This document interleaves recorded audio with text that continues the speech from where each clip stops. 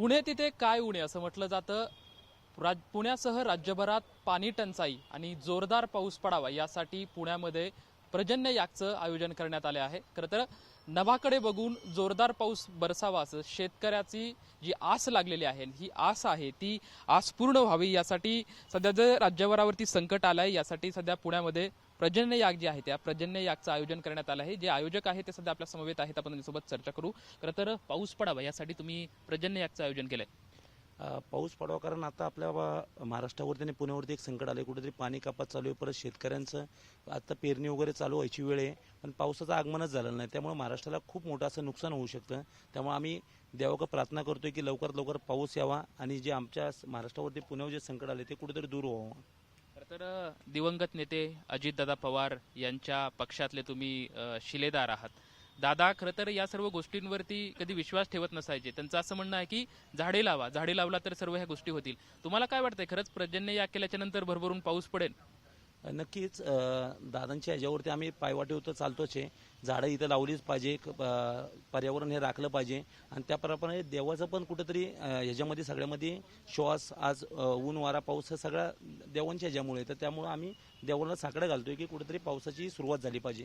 कारण जून महिना आज जवळपास निम्मा, आज 14 तारीख आहे, निम्म्याच्या वरती होऊन आलाय। पाऊस हा जून महिन्याच्या सुरुवातीलाच चालू होतो, पण आज पण पावसाचं कुठं आगमन झालं नाही, त्यामुळे शेतकरी आणि सर्वसामान्य पुणेकर पण कुठेतरी आता आसावलं की पाऊस येणार कधी। त्यामुळे ही देवाक आम्ही प्रार्थना करतो की पावसाचं आगमन लवकर झालं पाहिजे। बरं, आता या पर्जन्य याग करताय, देवाकडे साकडं घालताय, काय विवेचना करताय या साकड्याच्या माध्यमातून? की जे शेतकरी हा जगला पाहिजे, शेतकरी हा पाण्यावरती, त्यानंतर पाणी हे खूप गरजेचं आहे। पुणेकरांना सुद्धा पाण्याची खूप अशी सवय लागलेली आहे। आज एक दिवसाआड पाणी येणार आहे, त्यामुळे पुणेकर सुद्धा कुठेतरी दुखावलं आहे। त्यामुळे देवाला प्रार्थना करतोय की पाणी हे कमी नाही पडलं पाहिजे। आज 4 धरणं आहेत पुण्यातली, तेव्हा महाराष्ट्रातली जी धरणं आहेत ती ओसडून आता वाहण्याची वेळ आहे। मागच्या आम्ही बघितलं तर आपण नदीला पूर आलेला होता ह्या दिवसांमध्ये, तर ती पुनरावृत्ती व्हावी, पावसाचं आगमन व्हावं आणि जी आसवलेले जे डोळे आहेत ते कुठेतरी हे व्हावे, चेतनामय व्हावे आणि आनंदी व्हावं सगळीकडे। राज्यातला शेतकरी अर्थातच बळीराजाला सुखाचे दिवस यावेत, पाऊस पडावा, राज्यातलं पाणी टंचाईची आहे समस्या तेही दूर व्हावी यासाठी खरं तर हे पर्जन्य यागचं आयोजन केलंय। आपल्यासोबत ब्राह्मण पंडित आहेत, आपण त्यांच्यासोबत बातचीत करूयात। खरं तर प्रयाग पर्जन्य राज जे आहे ते सध्या तुम्ही या ठिकाणी करतायत, काय विवेचना खरं तर या यज्ञाच्या माध्यमातून करताय? आता सध्याच्या या घडीला संपूर्ण सृष्टीवरती म्हणजे पूर्ण महाराष्ट्रामध्ये जर बघितलं, हवामान खात्याने पण अंदाज वर्तवला की अल निनोचा प्रभाव आहे, त्याच्यामुळे पर्जन्य येत नाहीये, म्हणजे पावसाचं वातावरण तयार असून सुद्धा पाऊस येत नाही। तर हे कुठंतरी एक दुष्काळाचं सावट आपल्यावरती, महाराष्ट्रावरती, संपूर्ण भारतावरती दाखवत आहे। पण याच्यातूनही आपल्याला लवकरात लवकर बाहेर पडलं पाहिजे। आजची जी तिथी आहे ती अधिक महिन्याची अमावस्या आहे। ही तिथी विष्णू भगवंतांना अतिशय प्रिय आहे, त्या निमित्तानं आज या ठिकाणी विघ्नहर्ता गणपती मंदिरामध्ये विष्णू याग तसेच पर्जन्य यागाचं आयोजन केलेलं आहे। या पूजनाच्या निमित्तानं आम्ही या ठिकाणी विष्णू भगवंताला अशीच आळवणी केली आहे की शीघ्राती शीघ्र तुमचं सुदर्शन चक्र या पृथ्वी तलावरती येऊन शीघ्राती शीघ्र पर्जन्य या ठिकाणी पडावं। अख्ख्या पृथ्वी तलावरती जनता जी आहे ती सुखी, शांती आणि समाधानाने जीवन जगण्यात यावे, याच्यासाठी आम्ही देवाला हे विनंती करत आहोत।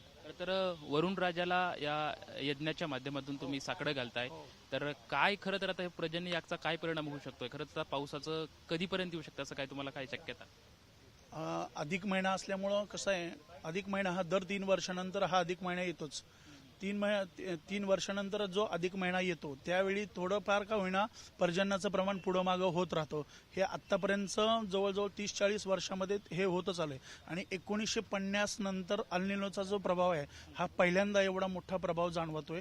तर तो जो प्रभाव आहे तो कमी व्हावा, माझं असं मत आहे की धर्मशास्त्रानं पण असं सांगितले, पंचांगाच्या म्हणण्यानं, दाते पंचांगाच्या कर्तेप्रमाणे पण त्यांनी असं सांगितलं की हा अधिक महिना संपल्यानंतर 16 तारखेनंतर पर्जन्याला चालना भेटेल। 16 ते 20च्या दरम्यान अनुकूल वातावरण होईल, पाऊस चालू होईल, असं त्यांचं पण म्हणणं आहे। हिंदू संस्कृतीतली ती निष्ठा जपत, श्रद्धा जपत आज या पर्जन्य यागचं आम्ही आयोजन केलं आहे। निश्चितच राज्यावरचं जी पाणी टंचाईचं आणि भरपूर पाऊस पडावा यासाठी या खरं तर पर्जन्य यागचं आम्ही आयोजन केलं आहे, असं आयोजकांकडून सांगण्यात येत आहे। कॅमेरामॅन चरण सोबत लक्ष्मण जाधव, TVN मराठी, पुणे।